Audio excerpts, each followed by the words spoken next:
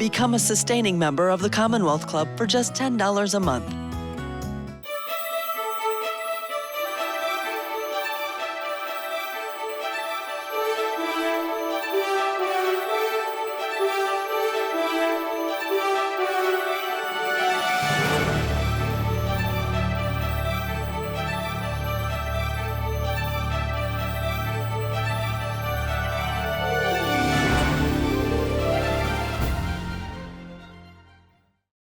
California is different. That's our superpower. We're the state where big ideas take off, with discoveries and technology, from music to movies to movements.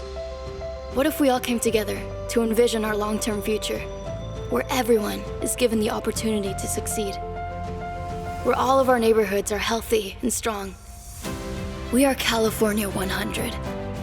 We engage communities from every corner of the state to design a better future. We are students and parents, researchers and organizers, entrepreneurs and policymakers. And we are harnessing the state's immense talent with dozens of research and innovation projects to ensure California's leadership well into the next century. We can do this. After all, we are the Golden State, a place of dreamers and doers. So come join us.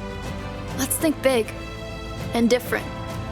Let's create the next 100 years, starting today.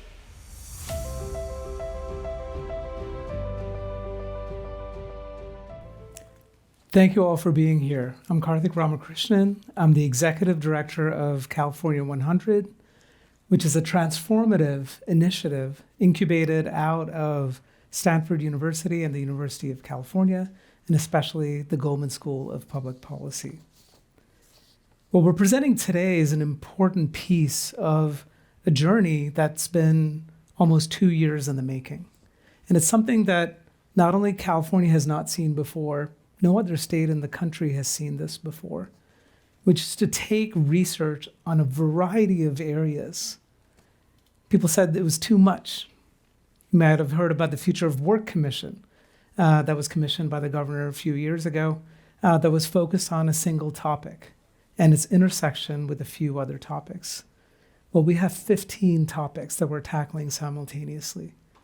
And the reason why we're doing this is we realize that when you start to try to address one problem, usually there's some other issue very closely related.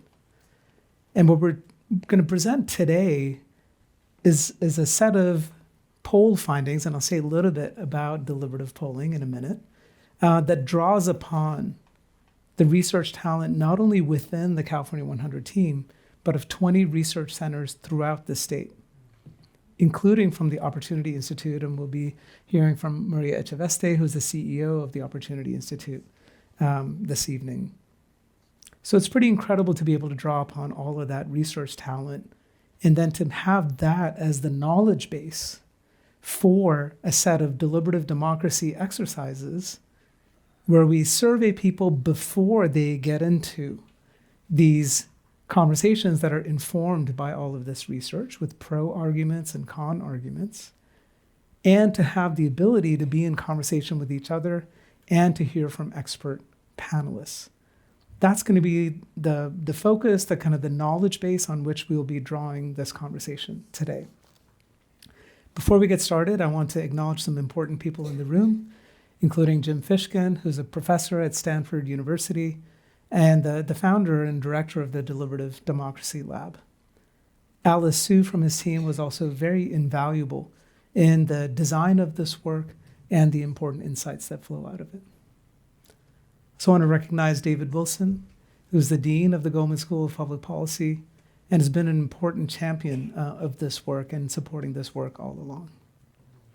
Henry Brady, our Director of Research, the former Dean of the Goldman School of Public Policy, has been tireless, rolling up his sleeves and really getting into the research, in addition to supporting all of the other amazing research that we have drawn upon throughout the state. Lindsay Maple, our Deputy Director of Research, has similarly, with Henry, been so involved in this study and so many other studies. So I want to give them both a very special thanks for for their incredible work. Now, before we jump into the conversation today, I just want to remind everyone to keep the questions that spring up in the course of the conversation, to save that to the end. We definitely want to make room for audience questions. If you have a question for me or any of our guests who are here in person, please write down the question on the cards that are in your seats. If you're watching online, please put them in the YouTube chat feature, and questions will be forwarded to me throughout the program. And I hope that we can get to as many of these questions as possible. Okay, now before we invite our special guest today, let me just say a little bit about what California 100 in collaboration with Stanford's Deliberative Democracy Lab and the Goldman School of Public Policy released today. What we released today were the results of a deliberative poll, and this is a trademarked feature. Jim Fishkin is the brainchild behind it. And it's different from a standard survey or a poll. A standard survey or poll asks questions of residents, and it doesn't provide much in the way of information, and it doesn't allow people to have a back and forth, either with peers or with experts. So this is different. There have been dozens of deliberative polls that have been done before, but this is the first time we've ever had a deliberative poll that has a significant future consideration built into it. And that's different. And I think some of the results that we're seeing are the result, show the effect of getting Californians to think of the further future, as Jim Fishkin puts it. We have over 700 Californians that participated in this deliberative democracy exercise, featuring a diversity throughout the state, not only by race and gender, but also by party affiliation and region in the state. And that's important. It's important to try to recreate the incredible diversity in California and to see what happens when you enter into a room, in this case it was virtual rooms, and enable residents, regardless of their citizenship status, but to be in dialogue with each other and to see their considered judgments that flow out of those conversations. I'll just highlight some of the major findings that should be food for thought, not only today, but hopefully in the months and years to come. One, we find a high level of interest in civics education and strengthening our democracy in different ways.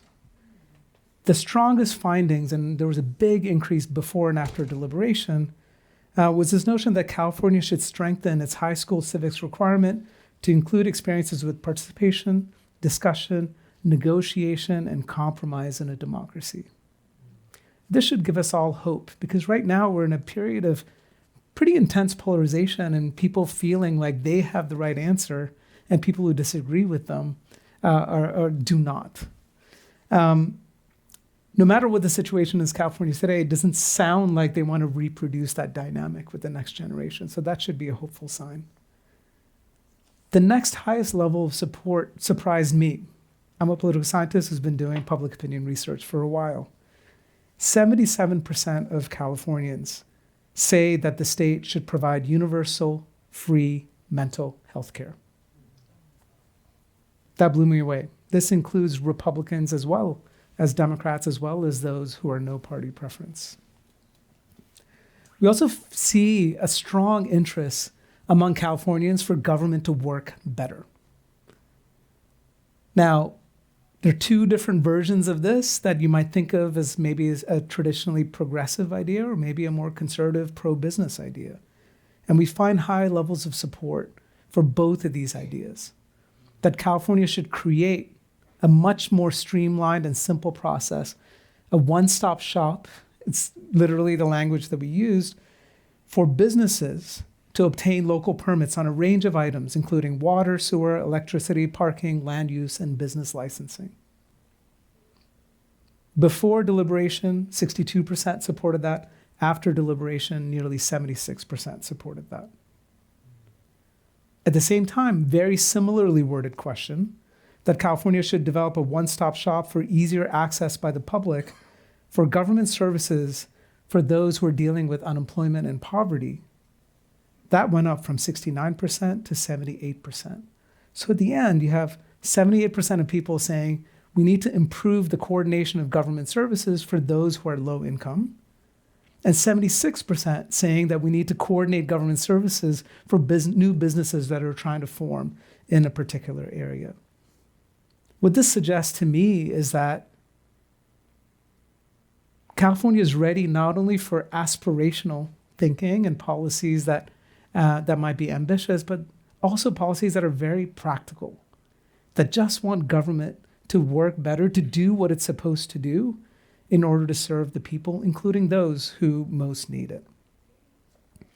We have a lot more findings that we'll have the chance to get through in our conversation today. And with that, I would love to invite our panelists to the stage. So these are all incredible leaders in their own right. And usually you would see them at a TED Talk kind of stage holding forth. So we're really lucky to have them all here in the same room for us to be able to dig in, not only for the findings of this deliberative democracy poll that we have, but to flesh out the larger implications and meanings. You've all had leadership roles in public service, in the nonprofit sector, and just in civil society more generally, and I'm excited for this conversation. By the way, they've all read the major findings in the report as well, so these are very prepared individuals. And I think we're gonna have a really fun, impactful, and engaging conversation. So first, I wanna lift up this finding about 77% of Californians ready to support free, universal mental health care. Angela, I'd like to go to you first on this. And when you saw that, did that surprise you at all? Only for a second. I was surprised for a second, and then I wasn't surprised. I was very pleased. I was very pleased to see it. The reason it didn't surprise me is because I think that mental health now is sort of the way that the public was feeling at the time that we passed the Equality of Marriage Act.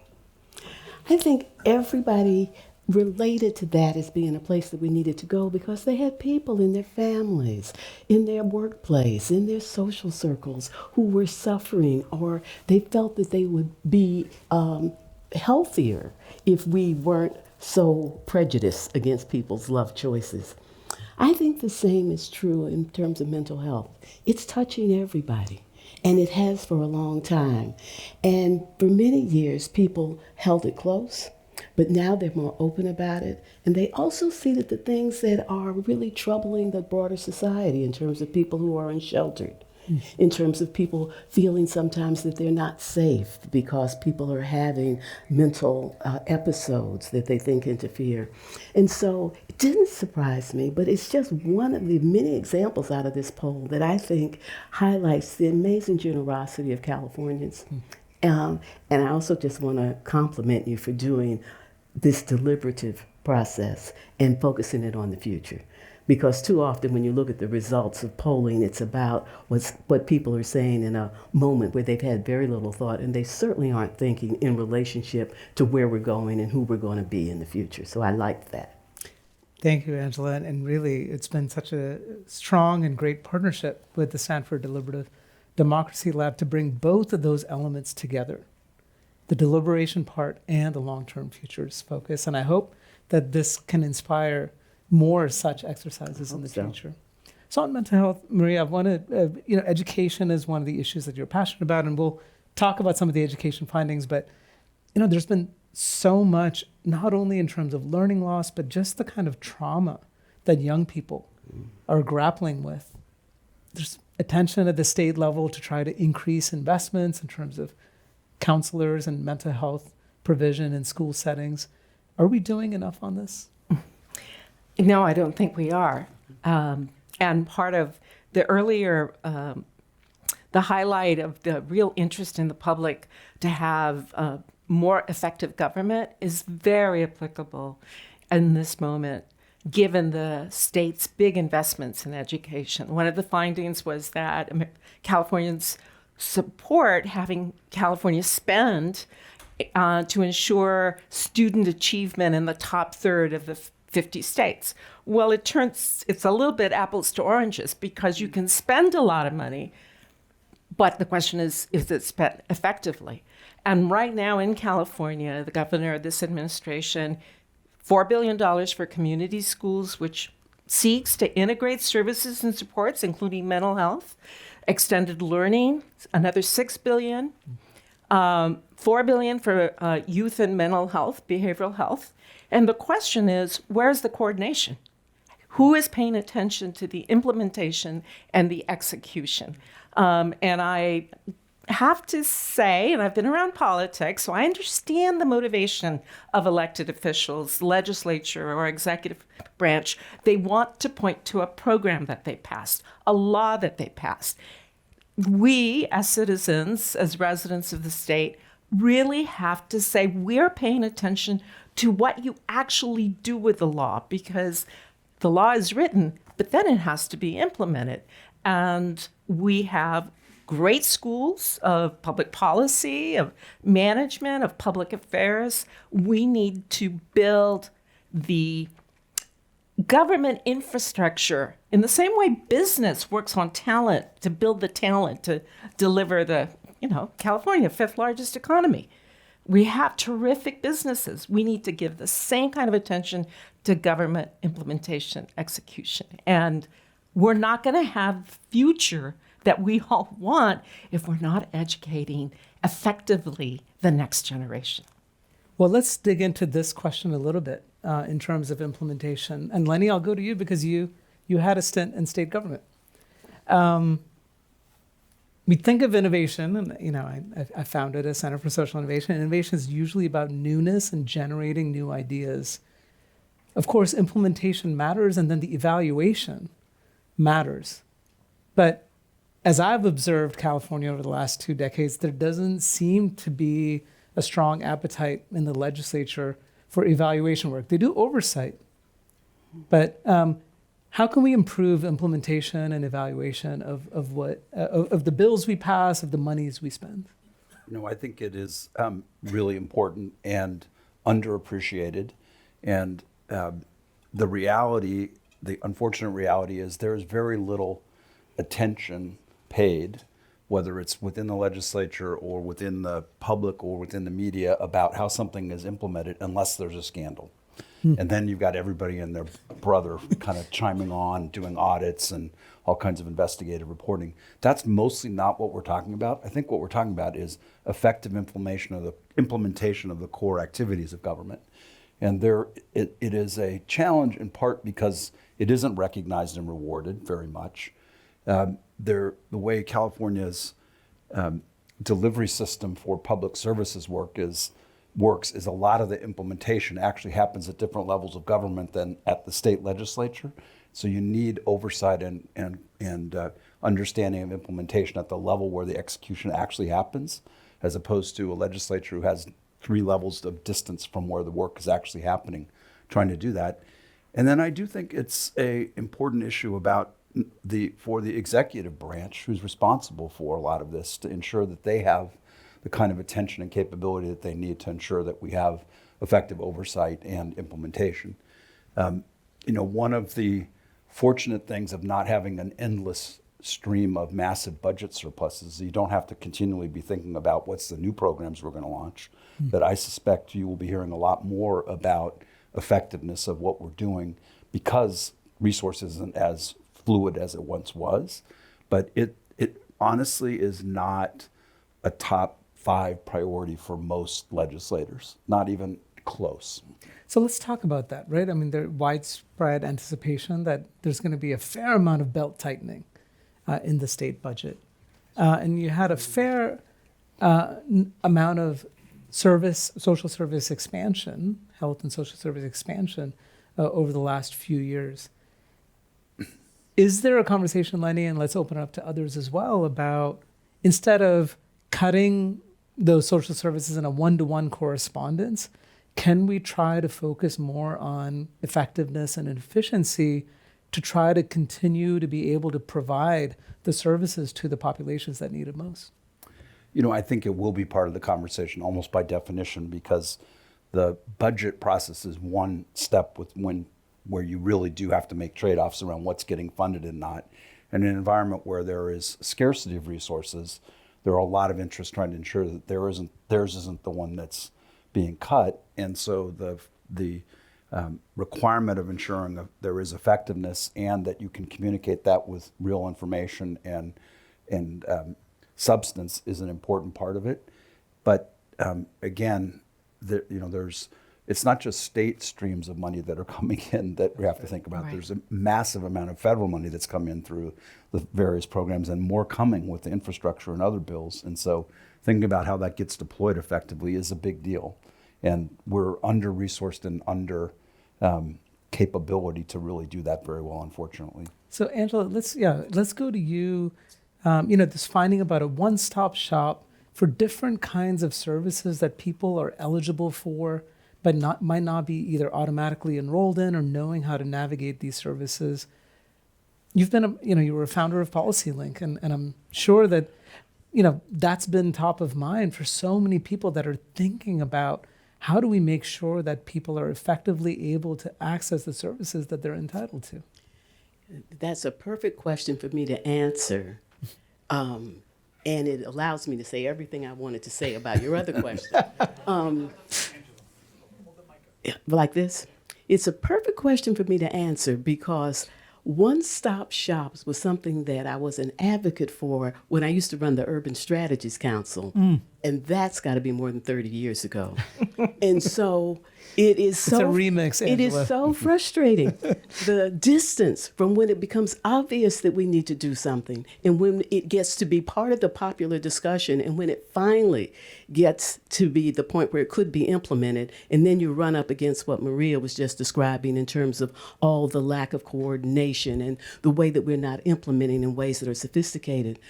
I'm hoping that this future focus, and that's why I love this future focus, because the future of California is dependent on what happens to the very people who have been disproportionately left behind, neglected, and underinvested in.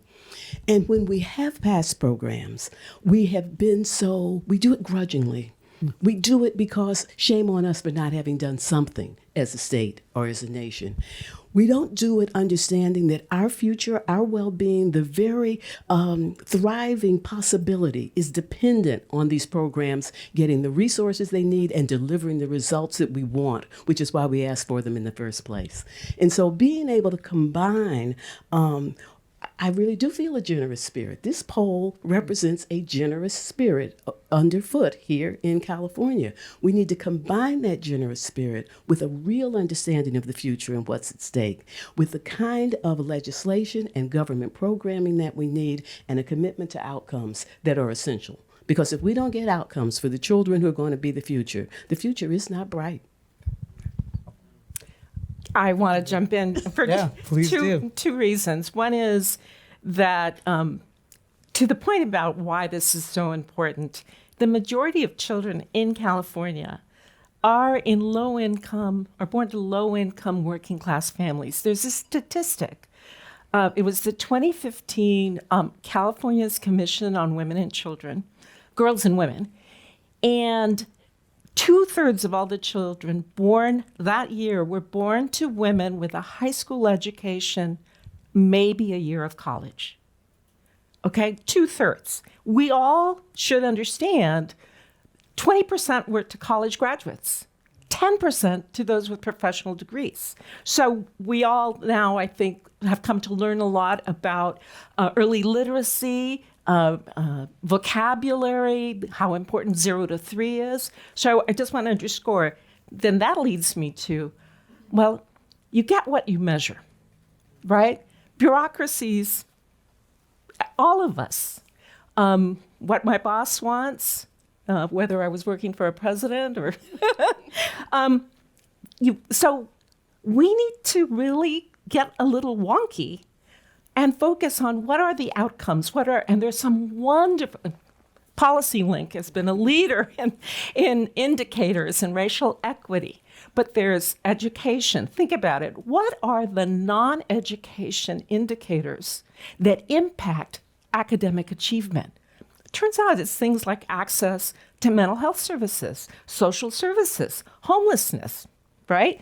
Similarly, what are non-health indicators that impact a young person's health? Oh, you're not reading at fourth grade level. That's affecting your self-esteem, your sense of self. It's impacting your health. So I really believe that we need to roll up our sleeves. There's some really interesting work going on both in California and across the country on what are the right measurements. Urban Institute is doing something on economic indicators of mobility tied to the education system. But let me stop there. Absolutely. And I want to give, a shout out to some of the ways in which California is trying to take those bigger steps, right? With this cradle to career data system so that we have the kind of evidence that we need to think about this, right? From beginning through, right? From pre-K all the way through career success and seeing that as a lifelong process.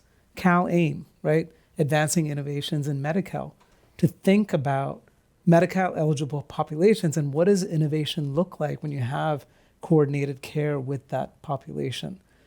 Still will take a few years to see the fruits of that, but I think there are hopeful signs. I think it's really important to think of data for continuous improvement. In education, unfortunately, notwithstanding all the wonderful motivations for No Child Left Behind, for the Every Student Succeeds Act, by focusing on fourth grade reading test scores and eighth grade math, and putting the pressure essentially on the least powerful, the students and the teachers. There was a sense by George Miller, who was a key author of No Child Left Behind, a sense that once you know and you see the disparities, the system would change. Well, it didn't. So we need to identify the right metrics and use them not as a gotcha. Yes, accountability, but also how do we improve? How do we improve? Continuous improvement. Great. Well, I want to shift a bit on some of the findings that relate to businesses. And Lenny, you were not only Governor Newsom's senior advisor, but you essentially headed up the GoBiz, the Governor's Office of Business and Economic Development. Is that the right full title? So read a couple of these findings here and would love to get your thoughts and reactions. One, strong support for this notion that California should examine its regulations for businesses to make sure that the benefits are greater than the costs. We also already talked about the one-stop shop aspect to make it easier to do business in California. So can you say a bit about that? I mean, are businesses over-regulated in California, or do we know enough about the effect of regulations to make sure that the social benefits exceed the costs that might be borne? So I think the idea of a streamlined process for approval that is not attempting to say the aspiration that the regulation was set out to achieve is wrong, but that it can be implemented in ways that has counterproductive effects and makes it too complicated and expensive to do business. I think that is a very powerful and important way to come at this idea. So permitting for new businesses, one example of that. Part of the reason it takes that housing is so expensive in the state of California, which is a huge business competitiveness issue, because it takes too long and costs too much to get housing approved. And that's not to say we shouldn't have discipline in what our building standards and our approval processes are, but it shouldn't take 5 times as long as it does in Texas to go from here's approved in the local plan lot for a house to something that's actually built. We need to focus on that. And I do think these are not, new ideas in the kind of concept, nor are they unfamiliar process changes. So effectively what we should be doing on some of the business interaction processes is treat it as a leaning out the process approach that is happening all over other business activities. And again, I don't think there's a lot of appetite for saying we're going to lower our environmental standards or we're going to lower our labor standards. It's about how do you do that in a way that accomplishes the goals but does it with much less time and pain along the way. And last thing I'd say is I'll do this by an anecdote. I had one very visible and large employer in the state calling me all the time and saying, California's an impossible place to do business. Can you fix this? You can fix this. And finally I said, all right, let's sit down and talk about what you're actually talking about. What is getting in your way? And it turned out what they were most concerned about was how long it took to get a plant expansion approval done that was driven by one county. And so, you know, we have a lot of different people who are involved in those kinds of decisions, and it's only when you get specific about what issue are we trying to solve. And that took one phone call to take care of. And so, you know, I had another example of a restaurant that was on all over social media saying they couldn't open for the holidays because they couldn't get the permits that they wanted to be able to open. It was going to ruin them because they put all this money in and they missed the holiday season. So I told our team, go talk to them, find out what the issue is, go work with the city and make sure they're open. And it actually was because they weren't adhering to one of the requirements that they were just ignoring. It's like, well, you do that, and they got open by Christmas. So again, these things are their execution discipline that is not it's a atrophied muscle in most of the state. Well, I must say, as a political scientist and a scholar of public policy, it's been relatively late in my scholarly career to discover the importance of relationships and that kind of communication, right? I mean, we think about rules, we think about resources, but to think that relationship, I mean, who would have thought, what, we're the fifth or fourth largest economy, that sometimes it's, maybe you don't know all the information and a phone call can make a difference. Like, that blows my mind. But it makes a difference, apparently. Yeah, no, it does. But it shouldn't, I think it shouldn't depend upon Right. that you know someone, right? Because that's not good government. There's something, having written regulations, we need a floor, right? That sets behavior for all. Sometimes what happens, and I'm a lawyer, so I say this advisedly, sometimes lawyers get in the way because they're thinking about every single possible thing that go wrong. But as a business person, all I really want to know is what do I need to do so that you, government, do not fine me? Make it simple. And I think when I ran Wage and Hour at the Department of Labor, we wrote the regs for Family Medical Leave Act. And we had to do it in 6 months. And I credit the fact that I was a lawyer, that I could go toe-to-toe with the solicitor's office and say, we're going to write the regs for the majority of employers, not that special case where you know that person's going to sue no matter what.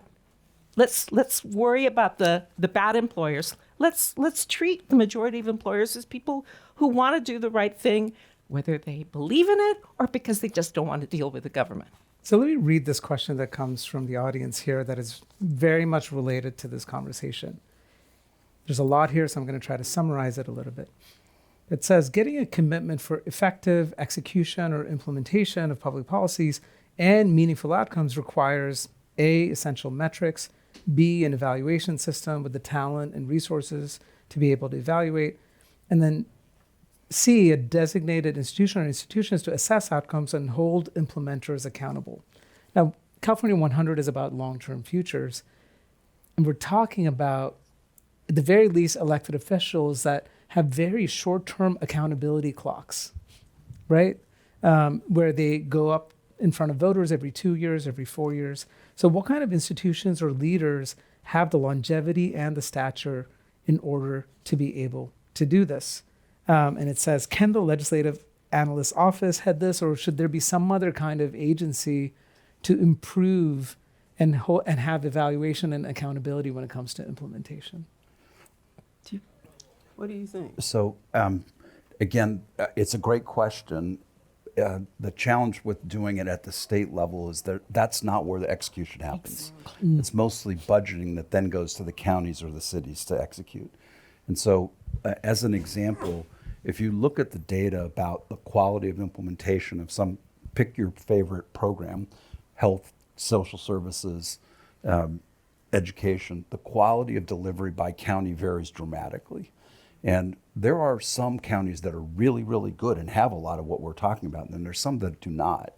And if I were going to do it, I would think about it more at that level where the actual delivery happens, to think about the kind of capabilities that we need, the metrics, the accountability, and take some places that are really good and spotlight them and talk about what's possible. Unfortunately, sometimes when you enter this question, the first inclination is to punish the outliers that are really bad. And that's important if there's fraud and other things going on, but it's not actually motivating for most people who are genuinely trying to do a good job, just don't know how and don't feel like they're too constrained to do it. But taking some people and saying, okay, you're good at this. Now what we're going to do is actually make single stop work for social services. So we're going to take a county and say, if any resident in that county that submits their information as eligible for the earned income tax credit, you have to put your tax form there. All the information you need for every other social service that you're eligible for, almost all of it is on that form. Right. So why don't we automatically enroll you in every other thing that you're eligible for, and say you're going to opt out, as opposed to saying every time you have to apply for another program, it's like you're a new person. That's Right. So a county could do that if they really chose. Let's figure out how to do that. So I love that answer. And I wanted you to go first because I was surprised at the end of the question that it talked about this legislative approach, that what we need to do is get close to the ground. Being proximate is the way to figure out implementation. And if you can figure it out, then you can come back and hold people accountable for implementing in a way that we now know works.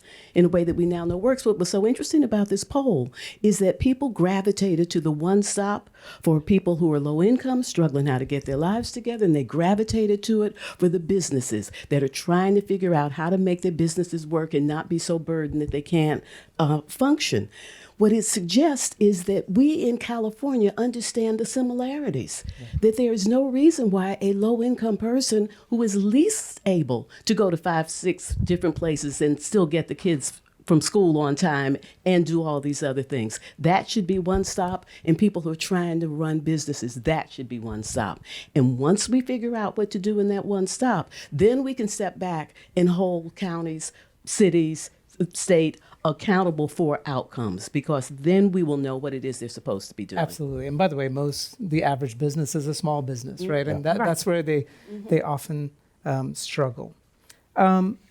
Can I just say one? Yes, If you go ahead. haven't seen it, there's a Netflix show called The Maid that was based on a book, semi-autobiographical book, and about 4 episodes into it, takes place in Washington State. The protagonist is a woman who left an abusive relationship with her child and ended up having to be struggling for how to make ends meet. And there's one episode that she is trying to enroll in the variety of different programs for which she is eligible, and it is a incredibly tear-jerking and painful depiction of it, but it's done in a way that is like comical. It's like it is literally impossible to do all of the things that she is being asked to do to get things for which she is technically eligible. And it's just if you haven't actually experienced this, you don't realize how hard this is. This is like impossible. Well, and to Angela's point, I mean, you need to not only then get closer to the ground, but also have a more human-centered approach. Exactly. Absolutely. More human-centered approach, but also this came up some years ago when California was implementing CHIPS, Children's Health Insurance, Healthy e-app, doing the application via electronically. And California had at the time the lowest uptake on food stamps. And that's money the feds provide. That's CalFresh. And you, again, as Lenny says, it's the same information. So one of the obstacles, I'm not going to name the organized labor, but one of the obstacles was basically this office was, if we do it that way electronically, I will be out of a job. Okay? Now, one could say there are other jobs you could be doing in social services or other parts of bureaucracy, as opposed to sitting in your office and verifying the information. So there's being on the ground, you would learn about where those obstacles are and then have to roll up your sleeves and use relationships to try to navigate that. Maybe with, as we're talking about budget tightening, that could be that impetus. One thing I'll say, just maybe editorializing a little bit here, I and many others hope that with the kind of windfall in revenues that state governments and local governments got over the last few years, that they could have done more data infrastructure work and other infrastructure building to be able to ensure effective implementation. I remember talking to someone in a state agency that disperses money across counties, and I asked, well, can we do a query on the race and ethnicity of different people accessing these services across counties? And this person laughed and they said, well, if only we could do that. But that blew my mind. Here's a state government that is sending all that money over to the county, and yet we've missed an opportunity to create a kind of common infrastructure to be able to understand, right, to detect where the problem spots are at any given time. But hopefully we can do that moving forward. There is a federal law passed, I want to say 3 years ago, and the name escapes me, but it was passed, authored by Paul Ryan, normally not someone I share ideology with. And he directed that federal government must start collecting data on the effectiveness of their programs, I believe, in order to demonstrate the programs don't work and therefore on the chopping block. But there is something there that if we're interested in effectiveness, and to the point, there's a lot of federal money coming to the state, but it's one of those sleeper, again, wonky issues that very few people are paying attention to. And we do have need to be careful about how we do it. Yes, absolutely. I mean, this idea of not to be punished, let's know where we are so we can see where we need to focus, where you need resources, where you need technical assistance, where you need to partner with another jurisdiction that's got it right. It's not to say the program doesn't work, let's get rid of it. It's not to say the program doesn't work so we can give you less money to do it. Right. It's the program is not achieving the goals that we want. How do we get there? Yep. Let me read this other question that just came in, and it relates to infrastructure, something very resonant as we think about long-term futures, right? So this question asks, as the Biden administration's infrastructure bill was passed and resources are now on their way, what has the state government done to plan for strong implementation? Is there a task force or bringing together of planners or others to make sure that we take full advantage of this once-in-a-generation opportunity? I'm going to go to you, Angela, because I know that PolicyLink, first of all, was trying to help the administration as much as possible to make sure that equity was in the design of that infrastructure bill. But how is it going?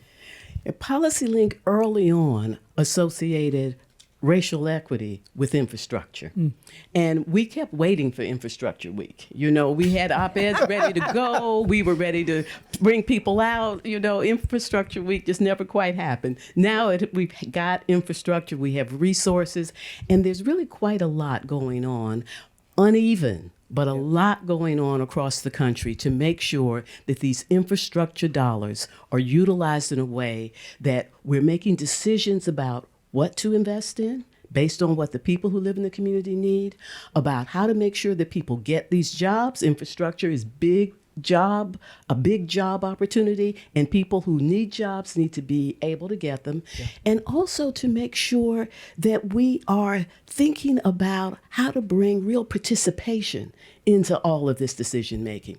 PolicyLink is involved with many jurisdictions, and there are several foundations that have made this their highest priority. Bloomberg Philanthropies is one, but there's several that are really putting money into community, both to bring voice and participation and agency to the table from communities, but to also make sure that the people in government are ready to move forward, and to make sure that we're utilizing all this extraordinary technology and data capacity we have all across the country to be able to track what's going on.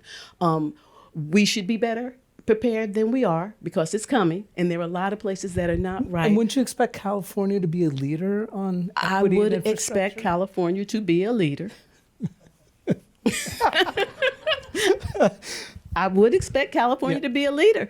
And we need that model. We need that model. This would be a terrible waste if we don't use infrastructure dollars to create the society, the jobs, the income, the capacity for the future that we need. But it's going to take real investment. Yeah. Any other comments, Well, Lenny or Maria? So there is a lot of work going on to help ensure that the California gets at least its share of those dollars, and that they are aligned with priorities that are determined community up as opposed to top down. The governor appointed former mayor of Los Angeles, Antonio Villarosa, as a special advisor on infrastructure, and he's been engaged via California Forward in a very large set of listening tours across the state and a set of reports about how to do that. There are other specific components of infrastructure spending. The one that I particularly focused on is broadband spending, that it is a huge difference about how well that is spent to make sure that it goes to the places that are most disadvantaged by not having access. And it's a very micro question. It's not like this county or this county, it's like this neighborhood. And there is some really good data on that. There's an organization called the California Emerging Technology Fund, which is Sonny McPeak runs, who's fabulous, is a nonprofit that's funded by when mergers happen in wireless carriers. They have to donate to this, give money to it, and its objective is to ensure universal, accessible, high quality broadband. Yep. And so you need, I like the model in part because it's an outside of government entity with the right technical capability to really understand and report on it, and also has the ability to be an advocate for things in ways that are independent from what the government's doing. And it didn't emerge just to take advantage of the opportunity. It has been around for a while. Yep. That we have understood this in California, and Sonny's leadership has really been quite remarkable. During the COVID, though, we saw that despite all of the focus that we've had on this, we were not ready. All of this focus that we've had all this time, we were not ready. And so being the sense of urgency that we need and the sense of targeting that we need is what we just haven't had. Yep. And it's become so urgent. And if we don't target, we lose. Let me go to a couple other questions that are picking up on particular things in this poll, including on CEQA, the California Environmental Quality Act. A couple of findings that came up that had significant support. One was actually initially proposed as some legislation a few years ago, but it went nowhere, which is that California should require plaintiffs and defendants in CEQA lawsuits to identify every person or entity who contributes $1,000 or more to either the plaintiff or the defendant in the lawsuit. So it's a kind of transparency measure, because often you have big moneyed interests on whatever side, but you don't know who is really behind these lawsuits. Is that something that is viable in California? Yes, it's a great idea and it should happen. I'm not surprised that there was broad public support for transparency. There almost always is, and it's almost always a very good idea, particularly as it relates to political contributions or who is funding lawsuits. And the fact that you can hide behind that veil of secrecy to do things that there are many CEQA lawsuits that are by competitors who don't want that to happen, or it's actually someone who's using the label of environmental protection to prohibit something like affordable housing in your neighborhood. That's not what its purpose was. And so, these kinds of things that say, let's make this aspiration. By the way, CEQA was signed by Ronald Reagan about environmental protection. The aspirations are good, but it's been used as a horrible vehicle to slow down and make it impossible to build housing in the state of California. This is something I've been kind of both grappling with and evolving over time. And Angela and Maria, I would love to get your perspectives on this too, is to think about CEQA as it relates to inclusion and equity. And I don't think it's an easy relationship there, because on the one hand, you can think of CEQA, say, with a community that is resisting gentrification and displacement, maybe. But you also see CEQA used by NIMBYs in very prosperous areas that are preventing greater economic diversification. So have you thought through this in each of your approaches? It's been top of mind because Tom Edsall, New York Times columnist, did a piece, I think it was last week or sometime within the last 10 days, on why integration why there's so much opposition when you really get down to it. And he went through a number of studies looking at Charlotte, Mecklenburg in North Carolina.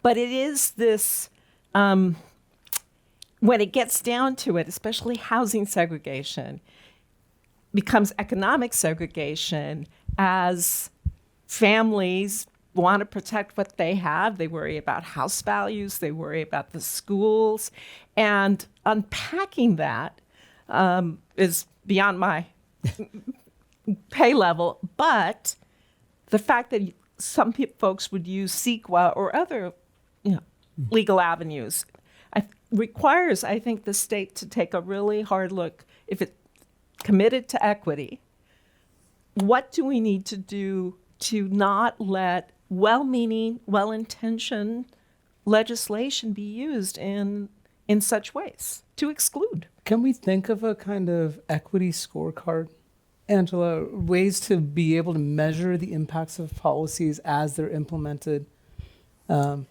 do better here? The equity scorecard sounds like the end of equity to me. I mean, we have got to think more organically than that. You know, that if we just go to a scorecard, then people are trying to figure out ways to get around it. They're trying to figure out ways to simplify it so it just becomes a check. They're trying to think, what's the least you can do and not get called out on that? I don't think that we can really have a scorecard be effective unless we really have a vision for the future. We have to have a vision for the future, and it has to be grounded in the reality, and it has to be informed by the history. That we can't just have a vision for the future and think, oh, from now on, that's where we're going. We have to understand where we've come from and what we have to overcome. But from looking at the history, we also see what it takes to do well.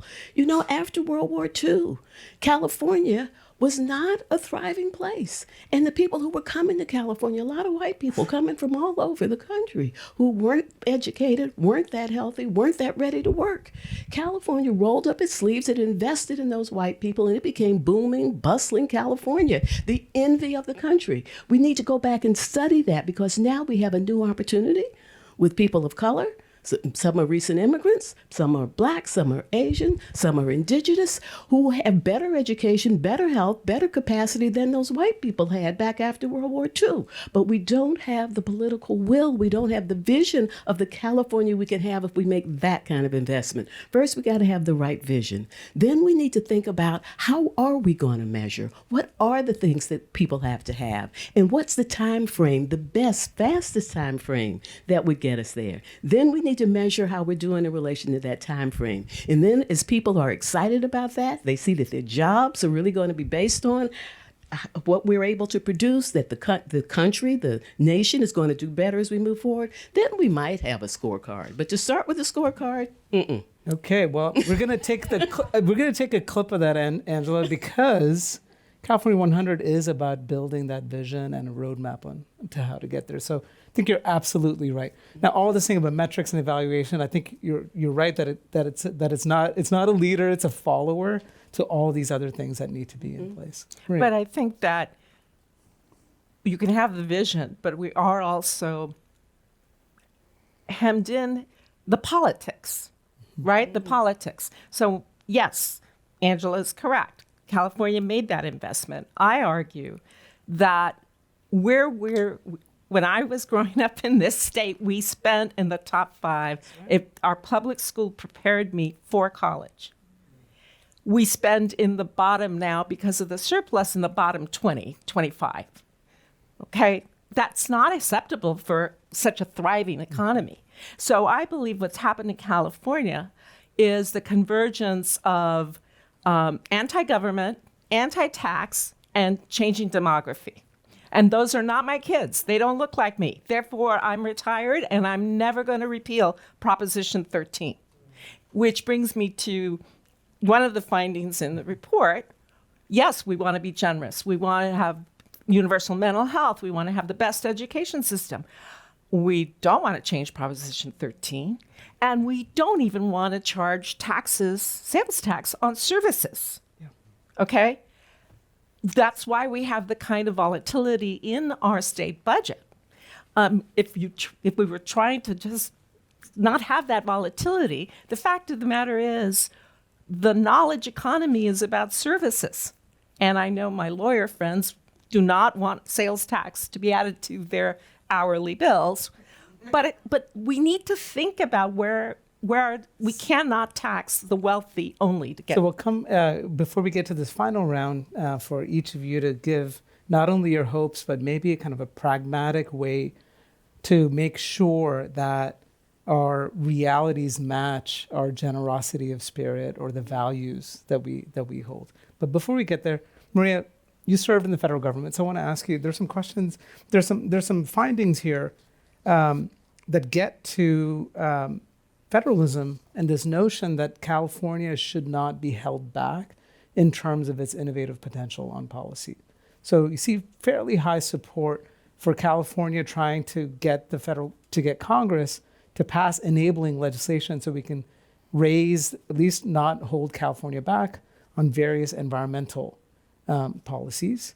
Also, this notion that California maybe should get together with other similar states to create interstate compacts on matters of health insurance as well as environmental protection.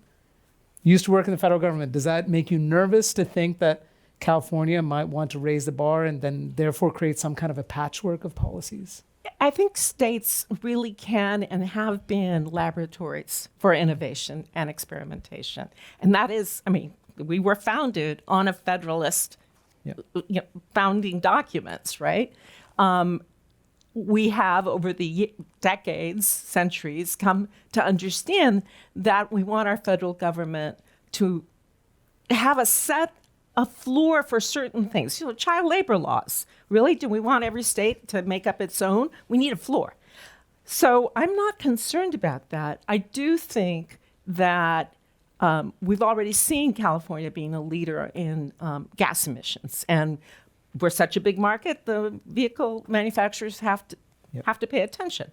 There are opportunities, the lawsuits on vaping, Juul. I mean, we partnering, the tobacco settlements, those states coming together, states attorney generals. So there is that cooperation, and especially necessary when the executive branch is led by folks who may not share your ideology about what government should or shouldn't do. So Lenny, you're doing some work on this. You have a forthcoming book, I believe. Yes, I think this is the 10th Amendment of the United States Constitution that says powers not explicitly enumerated to the federal government are delegated to the states and the people, is perhaps the most underutilized element of our Constitution. The history of states' differentiation going back was actually states' rights and negative. Right. That what hasn't been the playbook as aggressively as it can is progressive federalism, using that 10th Amendment and the scale of many of the states that we're talking about, California being the largest, obviously, to really use their heft to move the needle. And California has done it for a while. As Maria mentioned, auto emission, it goes way back to things like appliance standards for energy efficiency. That, when the economy as large as California, let alone if we collaborate with a number of other like-minded states, we are the majority of the population, the more the economic heft. I really want the federal government to come along, but if they don't want to come along, we need to push them hard. And sometimes that means stepping out ahead of where the federal government is prepared and having to fight in court. This governor actually, if you recall, did that with same-sex marriage in the city of San Francisco. He's not uncomfortable using this playbook, and I think we should and will see a lot more of it going forward. And I think that's absolutely right, to make sure that we have a very strong floor, right? And I think the minimum wage is another example. Having a federal minimum wage does not prevent states from creating higher standards. But unfortunately, federal preemption still is being used, I think, to hold some of that innovation back in terms of raising it's creating a ceiling, Right. in addition to a floor that might be giving way in certain parts of the country. Could I ask you a question? Do you talk about preemption in your Yes. book? Could you say a little bit about that? Because that's so a huge there's problem. the preemption that both happens at the federal level, can also happen at some state level where municipalities are trying to do things, and increasingly the set of red states that don't like what their cities and counties are doing, using state preemption to overcome it. It is a challenge. California's got a different problem because we're not going to have the state preempt and say, no, the city of San Francisco can't raise minimum wage higher. Federal preemption on particular issues is a challenge, but I think there is a lot more latitude that I would love to see tested in courts on what can and can't be done. And again, on most issues that I'm talking about, the polling will be the same that your deliberative poll did. Supermajority of citizens will agree with it, whether their state legislature does or not. Yep. And in aggregate, that will be the supermajority of the population in the country and the supermajority of economic heft. And so using that to say, let's not be constrained by the fact that our Senate is not representative of the U.S. population, that we have an electoral college that prohibits things, that we have a Supreme Court that is disproportionately appointed by happenstance of when someone happened to die on the Supreme Court. Say, well, you can either say, well, we're stuck, so let's wait for another 20 years to see what can happen, or we can use the progressive power of the states to move it forward. So let's go to this final round, and this unfortunately needs to be a speed round. So I'll start with Lenny, and then we'll go to Maria. If there was, one wish for the long-term success of California, however defined, from seeing these poll results, Lenny, what do you think that we should focus on? What gives you a kind of realistic hope for a way forward? So I'm a huge fan of this deliberative mechanism to understand what people want. You really get different answers, and you find there's much more agreement than disagreement. I really, really like the thing you led with on embedding this in civics education early so that people are thinking about this is how you problem solve. You don't get selective information of media and argue with people. So that one to me is exciting. And mine is the same. I feel that this poll told us that democracy is the thing that people really want to lean into. They want to lean into it. They realize we're not doing enough to protect it and encourage it, but they also recognize that we have to get into some mechanisms in terms of transparency and other things in order to be able to unleash the power of democracy. And I have to say the same thing, especially and underscore, given California's stature in the world, if we can make democracy really participatory, public engaged, and have government respond to all the things that every person actually, there's more commonality. There really is. I think that then becomes a model. And we have the resources to do it.